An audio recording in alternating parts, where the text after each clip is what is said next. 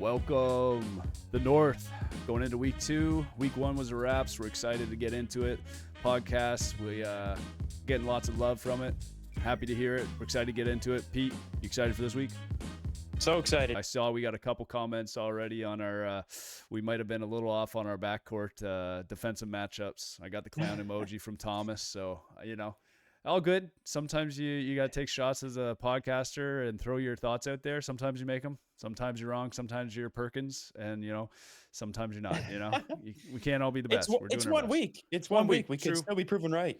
We can still be proven right. I will say they led the league, both of them, in steals last year. So we'll see. We're going to hold on. We'll check it out in week 8 and see where we're at. We're going to start with the matchups. Of course, that's the bread and butter of our league. That's what people are here for. Pete, why don't you bring me into game 1? Yeah, Monday, June 2nd, 6:15. We've got Team Danny versus Team Thomas. Danny 0-1. They're -17. Caught a tough loss last week, but they did score 105 points in a loss, and I think that they could turn things around. And Team Thomas, it was a dominant win.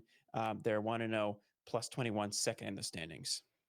Yeah. Now, how did you break down the standings to get our plus minus? You just slap it into like a website somewhere, or how'd you pull it plus minus? It was just the napkin math. So Fair enough. Fair enough.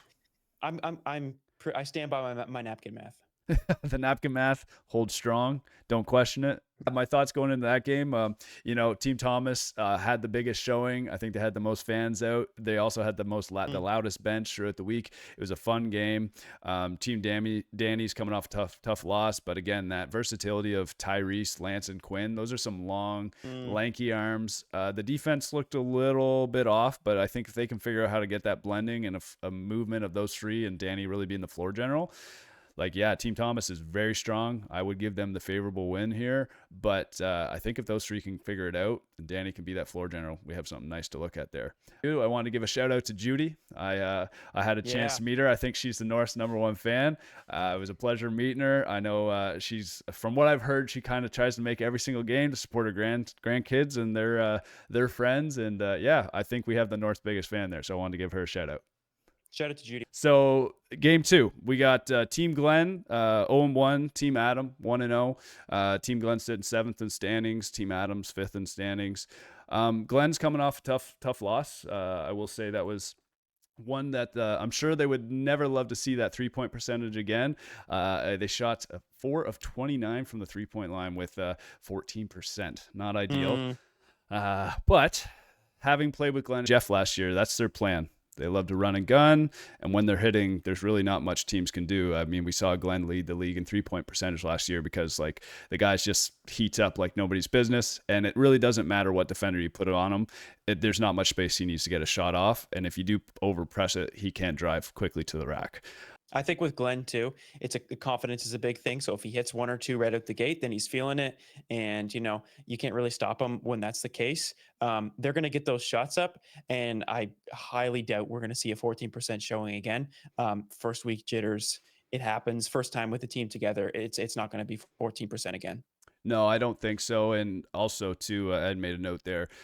They've also added in a big man, which we didn't have last year. I was playing the starting 5, which if you have me at your starting 5, you're already in a trouble. Look, I believe in myself and my skills, but I played the 2 in high school, and even the 4 is a stretch for me. So we struggled last year, but Mateus had a great game. I think if they can figure out how to get him going as a pick and roll, get the big man popping and kicking out to the 3-point line, it could be very, very good. What's your thoughts on Team Adam, though?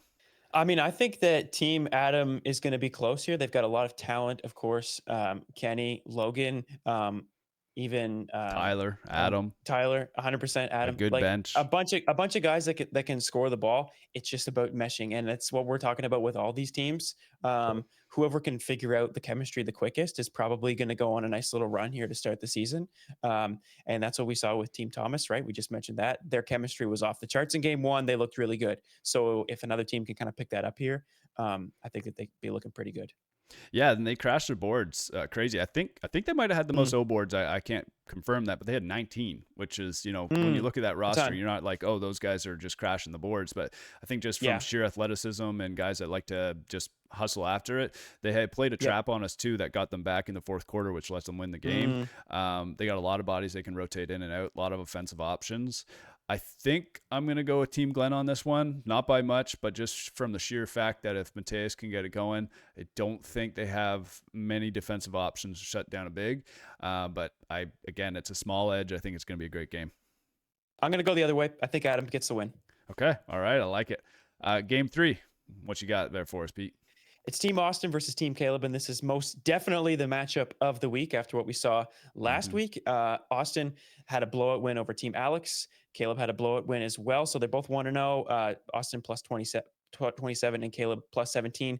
And Sunshine, as they are affectionately known, 122 points in one game, which is bonkers, potentially the most in North history, you mentioned as well. So that's a ton of points on the board. I like Team Caleb in this game just because of the pace that they play with, the chemistry they have. But I would not be putting money on this game. I don't have a real good feel either way. So I wouldn't expect this one to be a blowout either way. No, I agree. I think it's an interesting lineup. Obviously, Team Caleb, 122 points shows that they have a lot of offensive weapons. And, like I said, most points, I think, in North history. It was crazy. They just couldn't miss. And Sunshine, it isn't as bright without Logan, but I'd say their forecast is still clear and sunny with the additions of Brad and River. And we saw that in game 1. Now, Team Austin, of course, I think they have the most natural 5-man lineup in the North this year. I would say like number 1, you got Marcus, who I had not seen play, but after seeing him play, definitely can be that point guard for them. I believe at the shooting guard, they had Seb, who's a fantastic defender, willing to pick guys up full court and just make your life misery. Cole as a small forward, is kind of the perfect small forward, likes to attack and shoot. You have Austin at the 4, who brings in some solid defense. And then, of course, Lonnie at the 5, who was player of the game for them. Fantastic. It doesn't mean just having the best 5 or the best main 5 means you win games, but I definitely think it helps. Yeah, no, I think with Team Caleb too, just having guys that coming off the bench, even Caleb is the guy on the team, but Caden Ryan had 13 points in the first half on Thursday night. So he can really shine at times. Liam can really shine at times. There's plenty of talent to go around. Yeah, I'm with you. I don't really have an option of who I would select in this game. I'm just excited to be there to watch it. Those will be our games for Monday. Let's pull this back up here so you guys can see it on the pod. We are going into June 5th, which should pop up here in 2 seconds. So this is our 2 games on Thursday.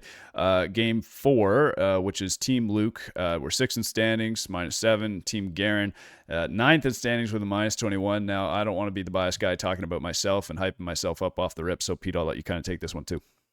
Hey, it's early in the season. Don't feel too bad about 6th and 9th in the standings. Really, you're 0-1. You're second effectively in the standings. Season's right? over. So everybody, there's teams that are 1-0. There's teams that are 0-1. It can totally change around this week and then in the following week. So I wouldn't feel too bad about it.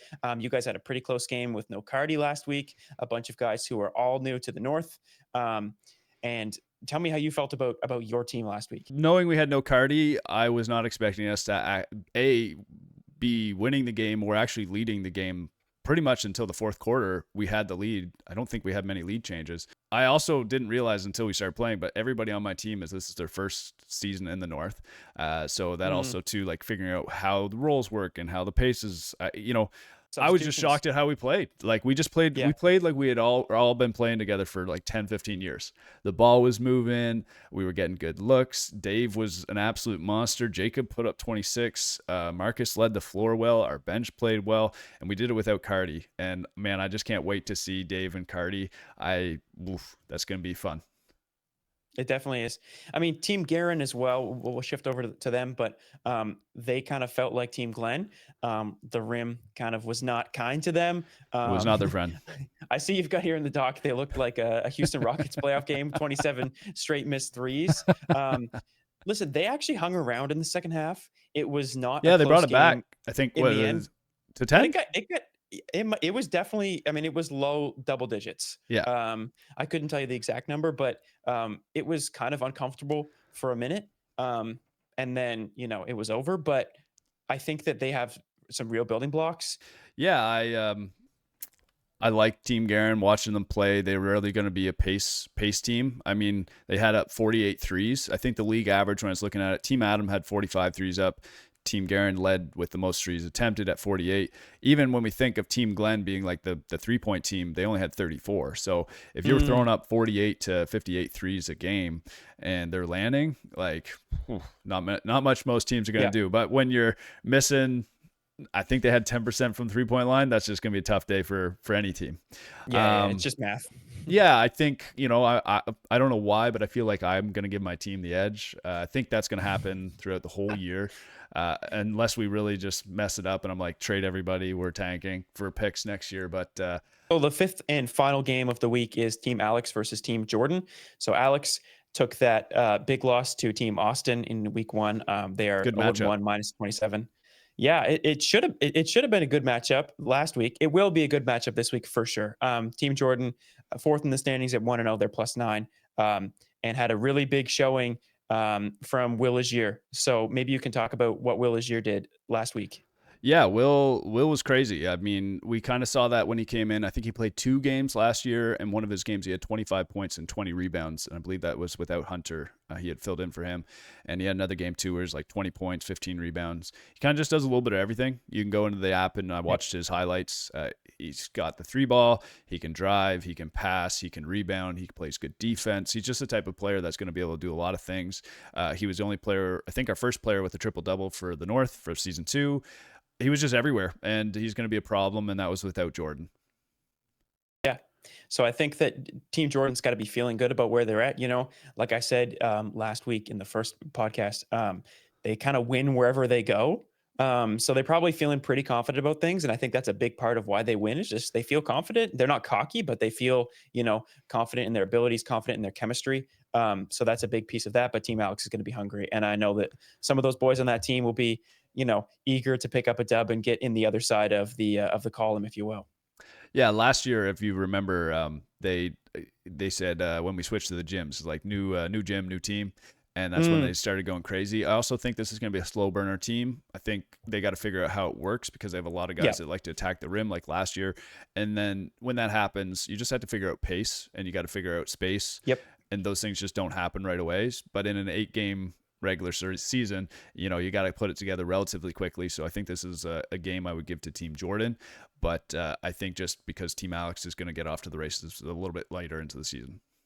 Yeah, no, I'd agree with you fully. And Team Alex was only 30% from the floor. So we talk about a lot of these teams missing threes. Team Alex was just missing everything.